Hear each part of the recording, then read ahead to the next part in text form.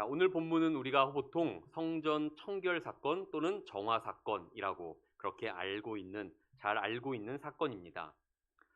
자, 이 사건은 4복음서, 4개의 복음서 모두에 다 기록되어 있습니다. 자, 그런데 4복음서에 다 기록이 되어 있지만 한 가지 중요한 중대한 차이점이 한 가지가 있습니다.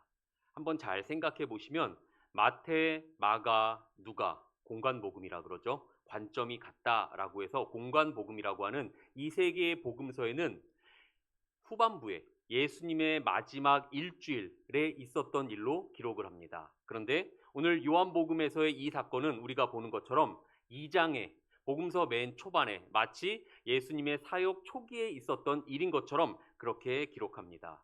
자, 이 위치도 다르고 그리고 사실은 우리가 성전 청결 정화 사건으로 알고 있지만 사실 이 요한복음은 잘 읽어보면은 이 공관복음과 포커스가 또한 다릅니다. 그러니까 이 공관복음서의 이 사건은 성전 청결 또는 정화 사건이라고 부를 수 있지만 사실 이 요한복음은 성전 청결이나 정결 사건, 정화 사건으로 부르기보다는 예수님께서 성전을 폐하심의 사건이라고 보는 게 조금 더 정확합니다. 자, 그래서 잘 보면은 구체적으로 무슨 말인가 하면은 공관복음서의 이 내용은 자, 예수님께서 말씀하신 이 구절에 차이가 있습니다. 내 집은 기도하는 집이라 일컬음을 받으라 할 건을 너희는 강도의 소굴로 만들었다. 내 집은 만민이 기도하는 집이다 라고 말씀을 하시죠. 자, 이러면서 이 사건은 그냥 끝이 나고 맙니다. 그런데 오늘 이 요한복음은 그 사건 이후에 그 말씀 이후에 이 성전을 헐라. 그러면 내가 사흘 동안에 다시 일으키겠다라는 이 말씀이 다른 앞에 3개의 복음서에는 없는 하나의 말씀이 더 추가되어 있습니다. 바로 이 부분이 이 요한복음의 이 본문의 초점이며 요한복음이 요한이 말하고자 하는 그러한 바입니다. 자, 요한복음의 초점 핵심은 바로 여기에 있습니다. 자, 오늘 이 본문에 또한 들어가기 전에 우리가 이 사건이 그래서 이 마치 요한복음은 초반부에 있었던 것처럼 이렇게 말을 하기도 하고 하는데 자, 이건 정확히는 잘 모릅니다. 학자들 간의 의견이 조금 분분합니다. 정말로 하나의 이 사건이 있었는데 또는 2개의 사건이 있었다. 2개 중에 요한은 맨 처음에 있었던 일을 기록한 거고 공관복음서 기자들은 후반부에 있었던 일을 기록한 것이다. 이렇게 말을 하기도 하고 하나의 사건인데 누군 앞에다 뒤에다 붙였다.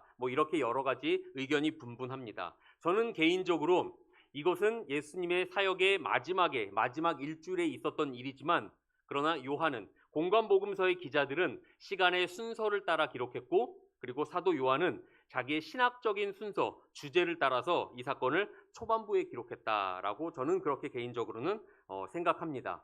이게 무조건 맞다라는 건 아니지만은 각 의견마다 이렇게 분분해서 장단점이 있어서 어느 것이 맞다라고 정확히 말씀드리긴 어렵지만 저는 어쨌든 이게 이 한 번의 사건이지만 사도 요한이 신학적인 순서와 주제를 따라서 초반부에 기록했다라고 그렇게 생각합니다.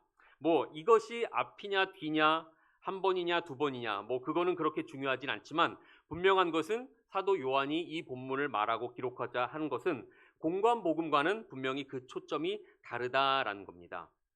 자, 앞에 2장 이 가나 혼인잔치 사건부터 그 사건은 인간이 죄로 인해서 하나님께서 처음 주셨던 그 복을, 은혜를, 기쁨을 잃어버린 인간이 그래서 마치 이 결혼식의 잔치가 망할 뻔한 그 위기에 예수님께서 물을 포도주로 바꾸셔서 그래서 그 잔치가 계속될 수 있게 해주신 그러한 의미를 가진 사건입니다. 그래서 죄로 인해서 태초에 하나님께서 주셨던 복과 지위를 잃어버리고 이제는 하나님과의 교제가 끊겨서 비참하게 살아갈 수밖에 없던 인간에게 예수님께서 이 물로 포도주를 바꾸시는 이 사건을 통해서 예수님은 우리 가운데 우리가 잃었던 기쁨과 그 지위, 사명을 다시 회복시켜 주시고 우리가 그것을 다시금 누릴 수 있게 해주신 그 의미를 가진 사건인 것입니다. 자, 오늘 본문은 바로 그 가나 혼인잔치와도 연결이 되고 바로 뒤에 나오는 니고데모 대화에도 연결이 됩니다. 그리고 또 더 뒤로 가서는 4장에 나오는 사마리아 여인과의 이 대화와도 아주 긴밀하게 연결이 됩니다. 그런 이유로 요한이 그래서 이 본문의 사건을 이 주제에 맞게 여기에 배치했다라고 생각을 합니다. 자, 13절을 보시면 오늘 본문의 사건은 유월절이 가까운 시점에 일어났습니다. 자, 유대인 성인 남자는 그 이스라엘의 3대 절기라고 하죠.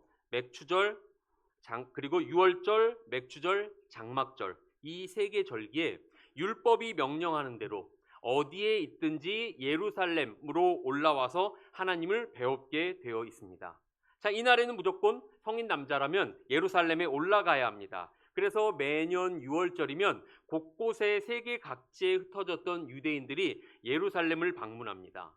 자, 기록을 보면은 이 평소 예루살렘 인구가 10만 명 정도인데 이 기간에는 30에서 50만 명 정도가 된다라고 이야기를 합니다. 그러니까 굉장히 많은 유대인들이 이때에 예루살렘을 찾아오는 것이죠. 자, 그러니까 지금 이 예루살렘은 전 세계에서 이 온 유대인들로 지금 북적북적하고 있을 때입니다. 예수님께서도 율법을 따라서 6월절이 가까이 오자 예루살렘으로 올라가셨습니다.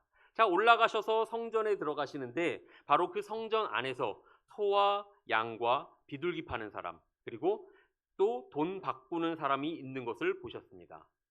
자, 성전에서 장사를 한다. 이게 이상하게 생각할 수도 있지만 사실은 전혀 이상한 것은 아닙니다. 하나님께서는 이미 신명기 14장에서 이스라엘 백성들에게 율법을 통해서 말씀해 주셨는데 하나님께서 자기 이름을 두시려고 한 그곳에 네가 그곳을 가는데 네가 너무 멀고 행로가 어렵거든. 하나님께서 그래서 하나님을 찾아갈 때는 자, 그걸 돈으로 바꾸어 그 돈을 싸가지고 내 하나님 여호와께 올라가라. 또 내 마음에 원하는 모든 원하는 것을 돈으로 사되 소나 양이나 포도주, 독주 등 자, 내 마음에 원하는 모든 것을 구하고 그것을 통해서 하나님을 예배하고 또 즐거워하라. 하나님은 그렇게 말씀해 주셨습니다. 자, 그러니까 이것은 하나님께서 허용해 주신 것이고 멀리서 오는 사람들을 위한 배려였습니다.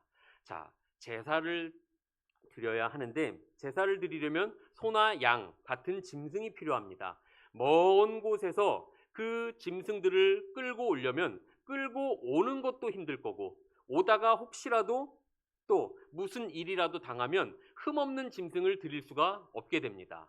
자, 그러니까 이게 참으로 쉽지 않습니다. 자, 그러다 보니까 하나님께서는 이 모든 것을 아시고 그래서 먼 곳에 오는 사람들을 배려해 주시는 차원에서 그래서 자, 이곳에 와서 가까이 와서 그곳에서 돈으로 살 수 있게끔 자, 하나님은 그런 배려를 해 주셨던 것입니다. 또한 이 돈 바꾸는 것은 무엇인가 하면은 이 유대인 남자에게는 1년에 한 번씩 성전세를 내는 것이 의무로 되어 있습니다. 율법에서 명령하고 있는 것이고 그래서 마태복음 17장을 보시면 예수님께서도 그 성전세를 내시는 장면이 나타납니다.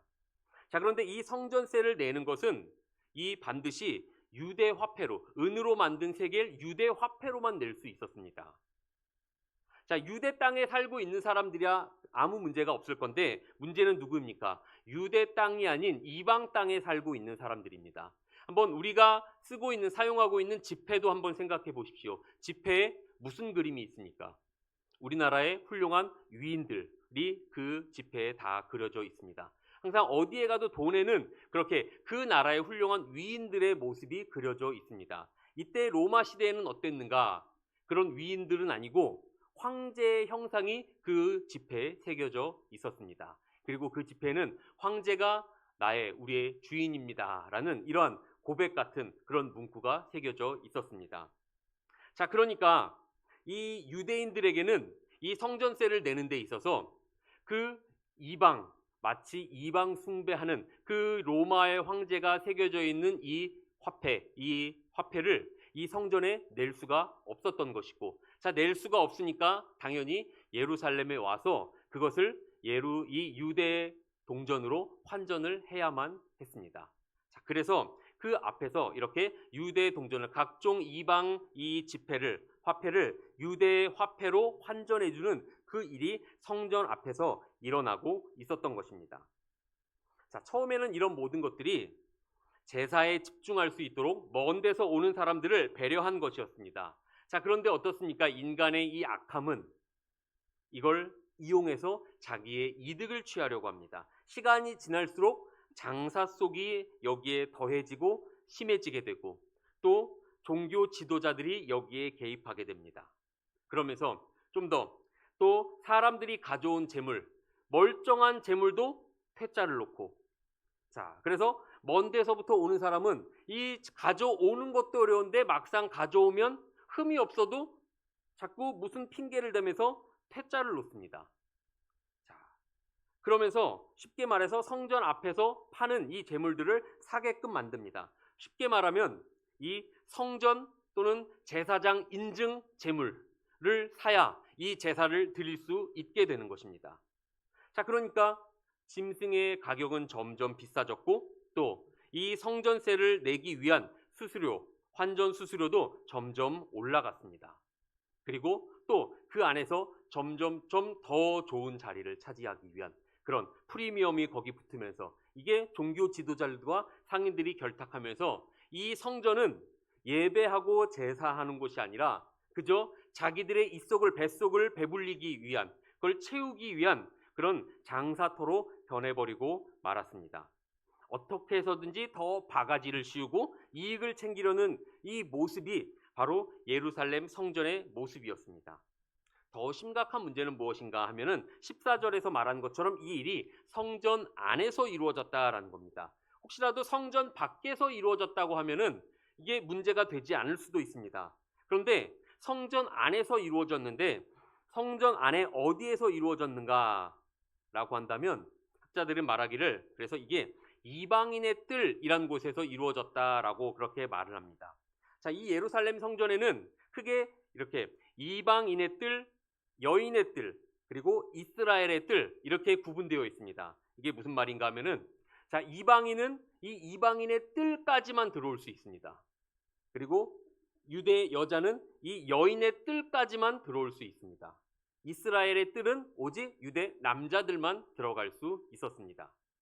자, 그러니까 이방인의 뜰에서 이 모든 장사 행위가 이루어지고 있다. 여기가 장사터로 변했다라는 건 무엇입니까? 하나님을 섬기고 예배하기 위해서 멀리서 찾아온 이 이방인들, 그 이방인들의 장소를 회방하며 이방인들이 제사를 드리고 예배를 드리지 못하게 지금 막고 있었다라는 겁니다. 그래서 예수님께서 이것에 분노하셔서 성전이 강도의 소굴로 변했다라고 그렇게 말씀하고 계신 것입니다. 자, 그러한 분위기라면 그들은 온전히 하나님을 섬기는 것조차 어렵게 될 것입니다. 그랬기 때문에 아마도 예수님께서는 이 사실에 더 크게 분노하셨을 겁니다. 단순히 사람들이 자기 뱃속을 채우는 것만이 아니라 이곳에 하나님을 찾아 예배하기 위해 온 이 이방인들의 예배를, 제사를 지금 막고 있었던 것입니다. 그래서 예수님께서는 노끈으로 채찍을 만드셔서 짐승들을 다 쫓아내셨고 환전소의 상을 다 엎어버리셨습니다. 그러면서 예수님은 내 아버지의 집을 장사하는 집으로 만들지 말라라고 그렇게 말씀하십니다. 자, 이 성전은 예수님께서 내 아버지의 집이다라고 말씀하십니다. 자, 성전은 하나님을 만나기 위해 하나님께 나아오는 곳입니다. 자, 왜 나오고 왜 제사를 드립니까? 나의 죄를 고백하고 회개하면서 하나님의 은혜와 자비를 구하는 곳입니다. 바로 그 자비를 구하기 위해서, 은혜를 받기 위해서 제사 드리고 기도하는 겁니다. 예수님은 성전이 본래 그런 곳이다, 하나님을 만나기 위해서 오는 바로 그런 곳이다라고 말씀하고 계신 것입니다. 자, 그래서 예수님이 이 말씀을 하실 때, 그리고 이런 행동을 하셨을 때 사람들은 예수님에게 내가 이런 일을 행하니 무슨 표적을 우리에게 보이겠느냐라고 말합니다. 자, 조금 이게 이상하게 느껴질 수 있지만 유대인으로서는 당연한 반응이었습니다. 유대인들이 이렇게 놀라운 일을 하면, 이런 엄청난 일을 하고 내 아버지의 집을 장사하는 곳으로 만들지 말라. 자, 왠지 모를 선지자 같은 말과 행위를 예수님이 하고 계셨기에, 자, 그가 정말로 그렇다면 하나님께서 보내신 사람인가? 하나님께서 전하신 말씀을 그가 전하고 있는가? 네가 정말로 그 하나님의 보냄 받은 자이냐? 그 자격을 우리에게 보이라는 겁니다. 하나님께서 너를 보내셨다는 그 증거, 표적을 우리에게 보여라. 지금 그렇게 요구하고 있는 겁니다. 내가 과연 정말로 그런 말을 하고 그런 행동을 할 자격이 있는 사람인가? 네가 한번 스스로 증명해라 라고 지금 말을 하고 있는 것입니다. 유대인들은 예수님에게 그런 권위를 준 적이 없고, 더구나 예수님께서 하나님을 언급하며 이런 일을 하시니까 마치 선지자처럼 보였을 것입니다. 그래서 유대인들이 우리들은 너에게 그런 행위를, 그런 권위를 준 적이 없는데 네가 그런 일을 하니, 내가 만약에 정말 선지자라면, 하나님의 보냄받은 자라면 그 자격 조건을 우리에게 보이라라고 말하고 있는 것입니다. 그래서 예수님께서는 그 표적을 보여주겠다라고 말씀하시는데, 그 표적이 무엇입니까? 이 성전을 헐라 내가 사흘 동안에 일으키리라 라는 것이었습니다. 이 성전을 헐면 내가 사흘 동안에 일으키겠다. 예수님이 그런 도저히 상상할 수 없는 말씀을 지금 하고 계신 것입니다. 오늘 본문의 이 예수님의 행동과 말씀은 그 하나하나가 매우 파격적입니다. 아니, 파격적이라는 말로 이것을 다 표현할 수가 없을 정도입니다. 그리고 오늘 본문이 말하고 있는 것처럼 이것은 마치 정말 자살 행위와 같은 그런 목숨을 내놔야 할 수 있는 일이기도 합니다. 하나님을 위한 이 열심에, 하나님의 일에 대한 그 열심에 따른 거룩한 분노가 예수님에게서부터 표출되었고, 그러나 그것으로 인해서 사람들로부터 미움을 받게 됩니다. 그것 때문에 결국 죽임을 당하게 되십니다. 그래서 예수님이 그걸 모르지 않으셨을 텐데, 그래서 이 행위는 마치 정말로 예수님의 자살 행위와도 같다라고도 할 수 있는 것입니다.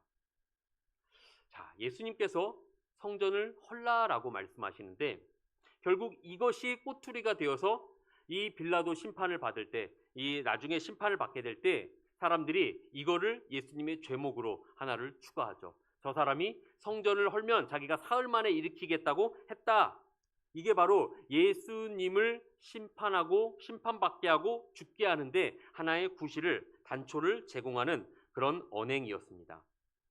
그것은 곧 이 유대인들에게 이 성전이 너무나도 중요했기 때문입니다. 성전은 어떤 곳입니까? 여호와 하나님께서 거하시는 곳입니다. 성전은 이 유대교의 상징이며 유대교의 핵심입니다.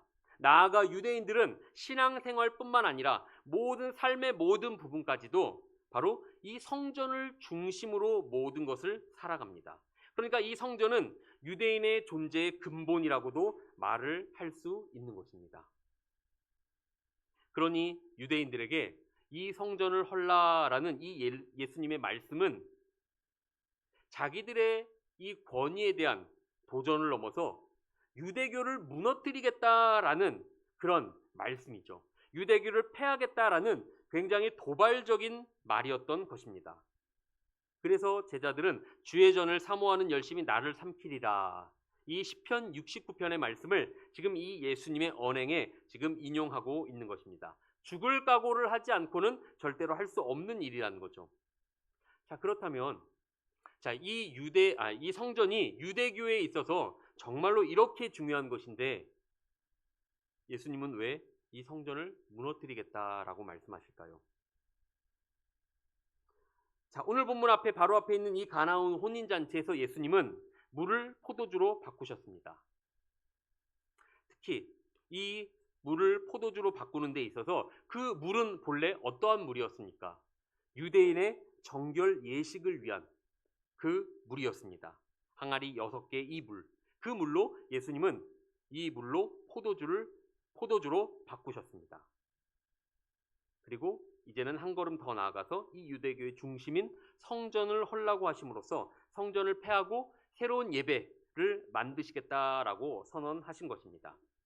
지금 예수님께서는 그래서 이 앞에 있는 가나 혼인잔치에서 바로 이 6개의 돌 항아리, 유대 정결 의식을 위해서 준비된 이 돌 항아리에 있는 물로 가나 혼인잔치를 이 물로 포도주를 바꾸심으로써 이 사건의 의미를 우리에게 가르쳐 주시는데, 바로 이 유대교의 한계, 유대교로서는 이 사람에게 참된 기쁨과 안식을 줄 수 없다. 오직 그것을, 그 한계를, 이 물을 포도주로 바꾸심으로써 이 유대교의 한계를 뛰어넘으시는 예수님을 통해서만 인간에게 우리에게 참된 기쁨과 안식이 주어진다라는 것을 그 사건을 통해서 보여주고 계신 것입니다.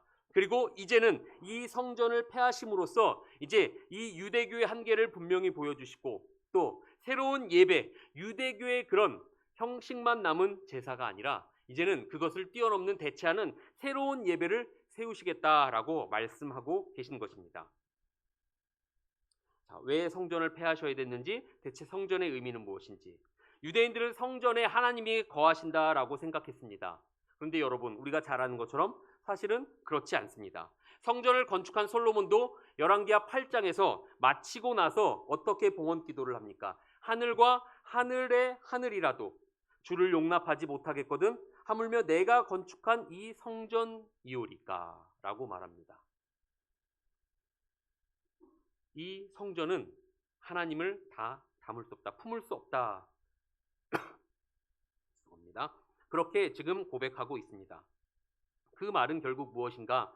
성전은 상징인 뿐이지 하나님이 실제 거하시는 그런 집이 아니다라는 것입니다. 즉 이 성전은 하나님의 임재와 하나님께서 이스라엘과 함께 하신다는 것을 보여주는 상징물이었습니다. 하나님께서 성전을 건축하기 전에는 성막을 통해서 이스라엘 백성들에게 그것을 나타내 보여주셨습니다. 자, 그러니까 성전이 없기 전에는 성막이 있었습니다. 하나님께서 출애굽한 이스라엘 백성들과 함께 하고 계심을, 그리고 그들을 인도하고 계심을 그들에게 보여주시기 위해서, 확증하고 확신시켜 주시기 위해서 하나님께서 이런 상징물들을 만들고 그 상징물을 이용하셨던 것입니다. 하나님이 그 좁은 성막에 성전 안에 갇혀 계신 것이 아니라 눈으로 보지 않으면 이방의 모든 민족들은 다 형상을 만들고 눈에 보이는 무언가가 있어서 저게 우리 신이다, 그것을 믿고 확신하는데 이스라엘 백성들에게는 그런 아무런 형상이 없었습니다. 인간의 이 연약함 때문에. 그래서 하나님께서는 하나님이 함께 하신다라는 상징물을 그들에게 보여주셨고 그들에게 주셨던 것입니다. 그러니까 이것은 정말 하나님의 임재의 상징인 것이지 정말로 하나님이 그 안에 계신 것이 아니었던 겁니다. 자, 그런데 하나님이 때가 참에 사람의 몸을 입고 이 땅에 오셨습니다. 하나님이신 예수님께서 사람이 볼 수 있도록 자기를 나타내셨으니 이제 더 이상 하나님의 임재를 상징하는 이 성전은 필요 없게 된 것입니다. 우리가 흔히 가장 많이 사용하는 비유가 모델하우스 비유입니다. 모델하우스를 많이 보셨고 또 들어가서 구경도 해보셨을 겁니다. 자, 모델하우스는 언제 짓고 언제 필요합니까? 집을 짓기 전이죠. 집을 짓기 전에 이 집이 이러한 모양으로, 이러한 구조로, 이러한 크기로, 넓이로 지어질 것이다, 사람들에게 보여주는 용도입니다. 보여주는 용도이지 정말로 그 모델하우스에서 실제로 사람이 살고 살 수 있는 그렇지는 않습니다. 다만 그 집이 실체가 나타나기 전까지 그것을 이렇게 될 거다라는 것을 보여주기 위한 용도일 뿐입니다. 그래서 실제로 집이 건축되고 나면은 이 모델하우스는 어떻게 됩니까? 그냥 해야죠. 없어지죠. 무너뜨리고 사라집니다. 더 이상 왜요? 필요하지 않으니까요. 실체가 있으니까 이제 이 모델하우스는 더 이상 필요 없게 된 겁니다. 자, 마찬가지입니다. 저 하나님이 우리 가운데 이 땅에 육체를 입고 오시기 전에는 그래도 이 사람들을 위해 눈에 보이는 무언가 상징물이 필요했지만, 그러나 이제는 하나님께서 이 인간의 몸을 입고 직접 이 땅에 오셨습니다. 이제는 하나님이 우리에게 자신을 나타내 보이고 계시해 주셨습니다. 자, 그렇기 때문에 이제 더 이상 그 모델하우스 같은 이 성전이 더 이상 필요하지 않게 된 것이죠. 이제는 사람들이 그 하나님을 눈으로 직접 보며 하나님을 직접 보고 알 수 있게 되었습니다. 그래서 빌립이 예수님께 아버지를 우리에게 보여주옵소서라고 그렇게 요청했을 때 예수님은 나를 본 자는 아버지를 보았다라고 말씀하신 것입니다. 그러니까 이제 새 시대가 도래했고 그렇기 때문에 성전의 기능은 이제 끝났다, 더 이상 필요 없게 된 것입니다. 구약 시대에는 성전에 와야만 하나님을 뵐 수 있고 하나님을 예배할 수 있고 그럴 수 있었지만, 그러나 이제는 어떻습니까? 그럴 필요가 없게 되었습니다. 우리 중 누구도 하나님을 뵙기 위해서, 섬기기 위해서 이스라엘의 예루살렘에 가는 사람은 없습니다. 왜 그렇습니까? 하나님이신 분이 몸을 입고 이 땅에 오셨기 때문에 그 하나님을 우리에게 직접 눈으로 보여주셨고 알려주셨고 계시해 주셨기 때문입니다. 자, 직접 우리에게 그렇게 보여주셨기 때문에 우리가 더 이상 이제는 그렇게 성전에 가서 제사를 드리는 것이 아니라 이제는 그 보이는 예수님을 우리가 그 예수님을 믿고 따르며 그분을 예배하면 되는 것입니다. 자, 이제 더 이상 이 성전이 기능이 필요 없게 다 되었기에 그렇기 때문에 이제 예수님은 이 성전을 헐라라고 말씀하신 것입니다. 이 성전을 헐고 그동안 드려왔던 이 구약의 이 성전에서의 제사를 다 폐하고 이제는 새로운 이 복음의 시대, 새로운 이 시대에 합당한 새로운 예배를 만들겠다. 그렇게 예배를 드리게 하겠다라고 예수님은 이 성전을 헐라라고 말씀하신 것입니다. 이걸 상징적으로 보여주는 모습이 오늘 본문에 기록되어 있습니다. 이 사건은 말씀드렸듯이 사복음서 모두에 다 기록되어 있지만 요한복음만 조금 다른 표현이 하나 있습니다. 자, 15절을 보시면 노끈으로 채찍을 만드사 양이나 소를 다 성전에서 내쫓으시고 돈 바꾸는 사람들의 상을 쏟으시며 상을 엎으시고 라고 되어 있습니다. 자, 무엇이 다른지 혹시 여러분 아시겠습니까? 예수님께서 노끈으로 채찍을 만드셔서 양이나 소를 다 성전에서 내쫓으셨다라고 이야기를 합니다. 자, 이 부분을 공관복음을 보면은 공관복음서에는 어떻게 되어 있느냐 하면은 예수님이 장사하는 사람들과 환전하는 사람들을 다 쫓아내셨다라고 말합니다. 장사하는 사람들 그리고 환전하는 사람들을 쫓아내셨다라고 이야기를 하는데 특이하게 요한복음은 사람들이 아니라 소와 양을 다 쫓아내셨다라고 미세하지만 아주 중대한 큰 차이가 이 요한복음에 기록되어 있습니다. 예수님이 양과 소를 다 쫓아내셨습니다. 별것 아닌 것 같지만 이게 지금 이 요한의 의도를 안다면 이게 굉장히 큰 의미가 담겨 있는 표현인 것입니다. 자, 예수님이 성전 안에 있는 양과 소를 다 쫓아내셨습니다. 그렇다면 성전 안에는 더 이상 양과 소가 하나도 남아 있지 않습니다. 자, 그 말은 무엇인가? 이 성전 안에 제사로 쓸 수 있는, 사용할 수 있는 제물이 없다라는 뜻입니다. 제물이 없으면 제사를 드릴 수 없죠. 자, 그러니까 예수님은 이 성전 안에 있는 소나 양을 다 쫓아내심으로 그래서 더 이상 이 성전에서 제사를 드릴 수 없게 이 성전이 더 이상 성전으로서의 기능을 할 수 없게 지금 만드신 것입니다. 자, 그런데 여러분 중요한 것 한 가지는 자, 예수님이 제물을 다 째쳐 놓으셔서 그래서 이 성전 안에는 이 짐승 제물이 없습니다. 그런데 정말로 성전 안에 제물이 없을까요? 있죠. 무엇입니까? 누구입니까? 예수님입니다.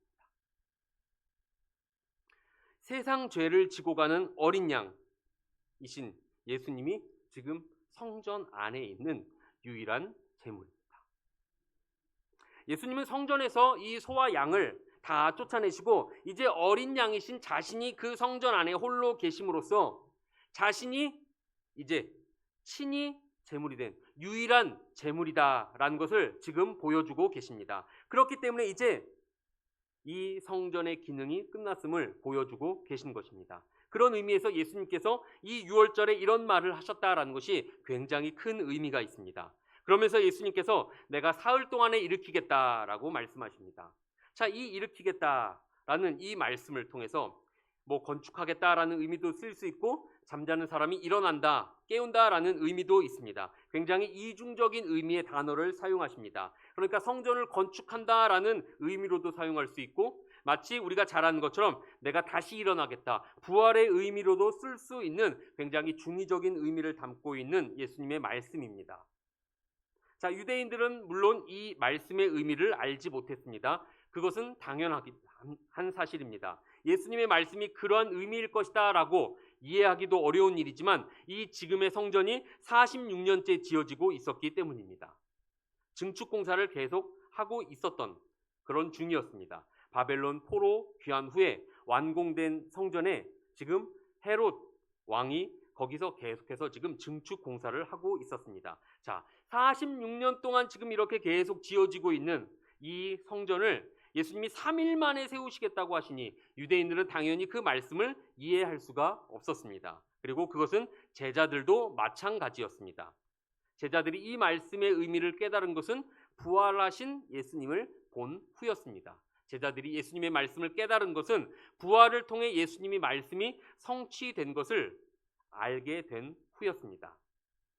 그래서 예수님은 이것을 내가 표적으로 나타내 보여주겠다라고 말씀을 하십니다. 결국 그 말씀은 무엇입니까? 이제 이 성전의 기능을 더 이상 할 수 없는 이 성전에 유일하게 남은 재물, 자신이 죽고 부활함으로써 이제는 자신이 이 성전을 대체하겠다라고 이 성전의 한계를 뛰어넘어 이 성전의 제사가 아닌 이제는 새로운 복음의 시대에 합당한 새로운 예배를 내가 만들겠다라고 말씀하고 계신 것입니다. 새로운 예배의 형식과 대상은 이제는 더 이상 짐승이 아니라 부활하시고 죽으시고 부활하신 그 예수님 자신입니다.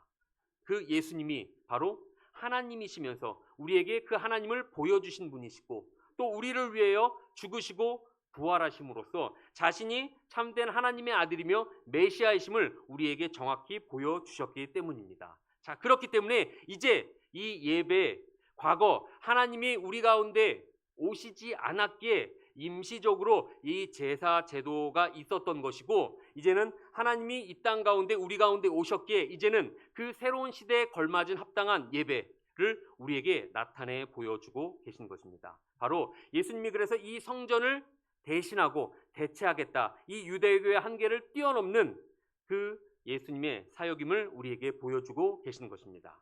자, 성전은 하나님의 임재의 상징이자 사람들이 하나님을 만나는 장소입니다. 자, 그런데 이 이스라엘의 그동안의 이 예배는 어떠하였습니까? 하나님께서는 수많은 선지서를 통해서도 그들의 잘못된 예배를 지적하셨습니다.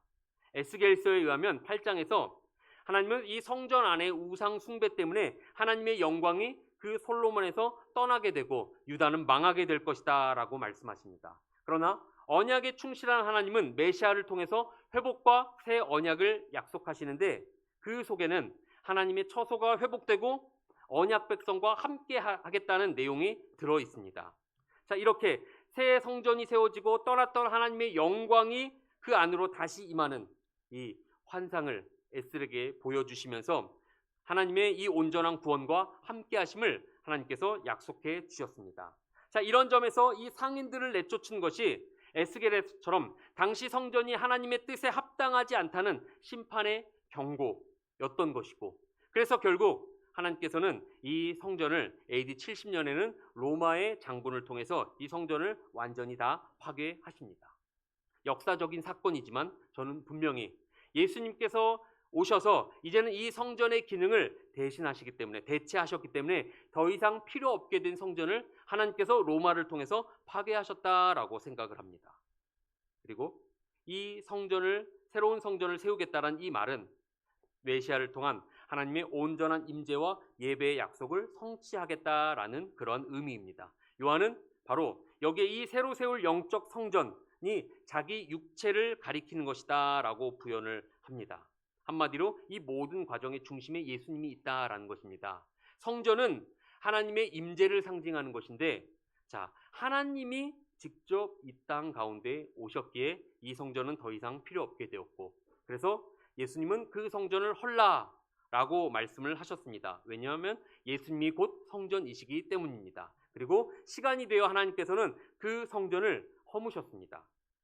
그렇기 때문에 이제는 우리가 예수님이 그 성전의 기능을 대체하셨고 뛰어넘으셨기 때문에 이제는 우리가 그래서 이 성전에서 제사를 드리면서 예배를 하는 것이 아니라 오직 우리를 위하여 우리의 구원을 위하여 죽으시고 부활하신 그 주님을 우리의 구세주로 믿고 그분을 믿고 섬기며 그분을 예배하는 것이 우리의 지금의 예배가 된 것입니다. 예수님이 우리 모든 신앙생활의 예배의 중심에 있게 된 것입니다. 오늘 본문은 그래서 이 예수님은 자기의 이 죽고 또 사흘 만에 부활하심으로써 자기가 이제는 직접 성전이 되시겠다라고 선포하고 계십니다. 자신이 영원한 산 제물이 되어, 그래서 이제 더 이상 누구도 성전에 가서 제사를 드릴 필요가 없게 하시겠다라는 것입니다. 이제 대제사장을 찾아가지 않아도 영원한 대제사장이신 예수님 자신을 찾아오면 자기를 찾아오는 모든 죄인들을 용서해 주시겠다, 하나님 앞에 나아갈 수 있게 해 주시겠다라고 선언하고 계신 것입니다. 또한 이제 예수님이 죽고 사흘 만에 부활하시고 죄를 용서하시고 구원하신 이 사람들을 새로운 하나님의 백성으로 창조하겠다라고 말씀하고 계십니다. 그 백성의 공동체는 바로 새로운 성전이 될 것입니다. 왜냐하면 예수님은 물론 하나님도 새로운 백성 안에 거하실 것이기 때문입니다. 이 새로운 백성의 공동체가 지금 우리의 이 교회입니다. 이제는 예수님이 성전이고 우리가 곧 성전입니다. 성전은 무너뜨리셨지만, 그러나 하나님이 이제는 그냥 계신 하나님 그 자체이신 예수님이 성전이시고, 또 그 그리스도께서 승천하시고 그리스도의 영을 우리 가운데 보내셨기에, 그래서 성령이, 그리스도의 영이신 성령이 우리 안에 거하고 계시기에 이제는 그래서 우리가 곧 성전이 되는 것입니다. 그래서 예수님은 바로 이러한 그리스도 성령을 통해서 새로운 예배를 우리에게 또한 주시는 것을 우리에게 보여주시기 위해서 오늘 이 본문에서 이 성전을 헐라 내가 사흘 동안에 일으키겠다라고 말씀하고 계신 것입니다. 그 덕분에 이제 우리가 제사를 드리지 않고 또 대제사장을 통하지 않고도 우리는 하나님의 보좌 앞에 담대히 나아갈 수 있게 되었습니다. 그리고 우리가 직접 하나님께 아뢰고 구하며 하나님께 은혜를 받을 수 있게 되었고, 하나님의 백성으로서 하나님이 주시는 복을 우리가 누릴 수 있게 되었습니다. 우리는 예수님을 통해서 하나님을 이제는 직접 알 수 있고 나아갈 수 있고 아뢰일 수 있고 심지어 하나님을 볼 수 있게 되었습니다. 우리 안에 역사하신 성령을 통해서 우리는 하나님을 임재를 알고 깨닫게 되고, 그리고 그 하나님께 나아갈 수 있게 된 것입니다. 바로 예수님이 오늘 이 성전을 헐라 내가 사흘 동안에 일으키겠다라고 하신 것은 바로 자신이 직접 성전이 되어서 예배의 대상이 되고 새로운 예배를 갱신하겠다라는 것을 우리에게 말씀해 주고 계신 것입니다. 예수님은 이 일을 위해서 목숨을 버리셨습니다. 어쩌다 그 일을 하다 보니 죽으신 게 아니라 죽으실 것을 아시면서 이 일을 하셨던 것입니다. 하나님의 일을 이루기 위한 그 믿음과 열심히 충만하기에, 그래서 목숨을 버리시면서 이 일들을 이루신 것입니다. 우리가 예수님의 이 일들을 보면서 우리 역시도 비록 내가 지금 당장은 손해보더라도 하나님의 일을 우선하는 믿음과 마음가짐이 우리에게 필요합니다. 그 믿음과 마음가짐이 우리 모두에게 있기를 간절히 바랍니다. 예수님께서 그렇게 하심으로써 하나님의 일을 이루셨고, 또 우리는 단절된 하나님과의 관계를 회복해서 우리는 기쁨을 누릴 수 있게 되었습니다. 그리고 새로운 예배를 통해서 그 예수님을 통해서 우리는 하나님을 볼 수 있고 또 직접 아뢰 수 있게 되었습니다. 예수님의 공로를 의지해서 우리가 기도할 때마다 맨 끝에 붙이는 말이 무엇입니까? 예수님의 이름으로 기도합니다. 네, 이 말을 꼭 붙이죠. 그 말의 의미가 무엇입니까? 이 말을 안 하면 하나님께서 기도 응답을 안 하실까요? 물론 그런 건 아니겠죠. 근데 예수님께서 이 모든 일들을 이루셨기에 우리가 그 공로에 의지하여 기도하고 예배하고 신앙생활하고 한다라는 것을 우리가 고백하는 그런 말일 것입니다. 예수님이 바로 우리를 위하여 그런 일들을 해 주셨습니다. 그 예수님만을 우리의 참된 주인으로 구세주로 믿고 고백하며 그분을 참되게 예배하는 우리 모두가 될 수 있기를 바랍니다. 그래서 이 4장에서 이제 보게 될 것처럼 영과 진리로 드리는 예배를, 새로운 예배를 우리에게 허락해 주셔서 우리가 이제는 어디에서나 하나님을 알 수 있고 볼 수 있고 만날 수 있고 하나님을 예배할 수 있게 해 주셨습니다. 그러한 은혜를 베풀어 주셨으니 우리가 이제는 늘 언제 어디서나 하나님을 생각하며 하나님을 예배하는 우리 모두가 될 수 있기를 바랍니다. 그리고 그 일을 하는 데 있어서 예수님처럼 자기의 목숨을 무언가를 아까워하는 것이 아니라 하나님을 위해서 우리의 모든 것을 또한 내던질 수 있는 그런 믿음도 또한 가질 수 있기를 간절히 바랍니다. 우리 말씀 생각하면서 같이 기도하시겠습니다. 하나님 아버지, 우리에게 이 새로운 구원자를 주시고 새로운 예배를 주시니 참으로 감사합니다. 언제 어디서나 우리가 하나님을 알고 만나고 예배하고 기도할 수 있게 해주시니 참으로 감사합니다.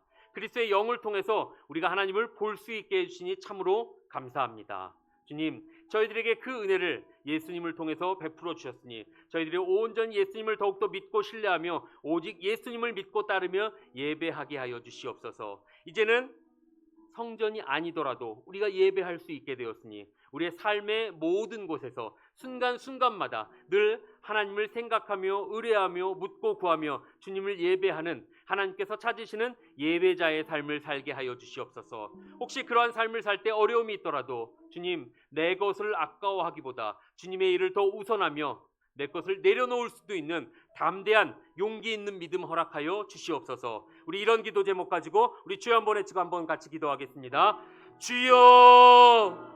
하나님 아버지 감사합니다. 주님, 저희들에게 오늘도 이 귀한 말씀 허락하여 주시니 참으로 감사합니다. 주님 아버지, 정말 예수님께서 우리를 위하여 죽고 부활하심으로 새로운 시대를 여시고 새로운 예배를 허락해 주심을 참으로 감사합니다. 하나님, 대제사장 되신 예수님 덕분에 저희들이 언제 어디서나 아무 때나 이제는 하나님을 예배할 수 있게 되었고 하나님 앞에 나아갈 수 있게 되었고 하나님을 뵐 수 있게 되었습니다. 참으로 감사합니다. 주님, 하나님 그 예수님의 공로를 의지하여 저희들이 주님 앞에 나아가며 주님을 예배하는 자들 되게 하시고 언제 어디서나 하나님을 생각하며 예배하며 주님께 묻고 기도하며 아버지 주님의 뜻을 따르는 저희들 되게 하여 주시옵소서. 주님 아버지, 정말 그 일을 항상 저희들이 항상 힘쓰게 하여 주시고 언제 어디서나 저희들이 정말로 아버지 혹시라도 손해보는 일이 있다 하더라도 담대하게 믿음으로 나아가며 믿음으로 이길 수 있는 성숙하고 담대한 믿음을 저희들에게 허락하여 주시옵소서. 주님 아버지, 그 은혜를 통하여 하나님께서 기뻐 받으실 만한 예배자가 되게 하시고 예배를 드리게 하시고 항상 어디서나 영과 진리로 주님께서 받기 합당한 예배 드리는 저희들이 되게 하여 주시옵소서.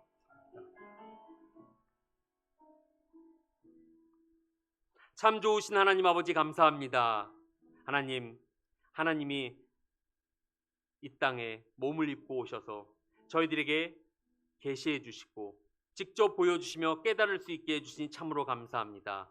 또한 저희들에게는 그리스도의 영을 보내주셔서 하나님을 알고 깨닫게 해주시고 언제 어디서나 하나님과 교제하며 동행할 수 있게 해주시니 참으로 감사합니다. 하나님, 저희들 이 모든 예수님의 공로에 의지하여 예수님을 더욱더 예배하며 섬기며 주님의 가신 길을 따르는 자들 되게 하시고 언제 어디서나 주님 생각하며 주님만을 예배하는 영과 진리에 하나님이 기뻐 받으실 만한 예배하는 자가 되게 하여 주시옵소서.